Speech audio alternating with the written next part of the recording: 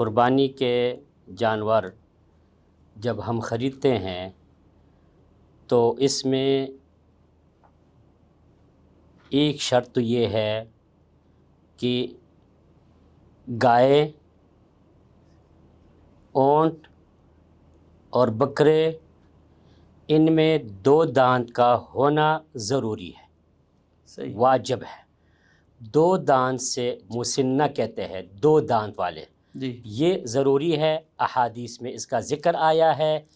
اگر 2 دانت والے نہیں ہے، یعنی ان کے 2 دانت ابھی تک نہیں نکلے ہیں، تو ایسے جانور کا قربانی پھر صحیح نہیں ہے۔ یہ اس بات کی دلیل ہے کہ قربانی فرض ہے اور واجب ہے جن کا یہ شرط ہے کہ وہ جانور 2 دانت کا ہو۔ جی جی ان کے 2 دانت، یہ جتنے بھی مال مویشی والے ہے ان کو پتہ ہوتا ہے کہ 2 دانت جب پہلے کے 2 چھوٹے دانت گر جاتا ہے پھر 2 بڑے دانت نکل آتے ہیں۔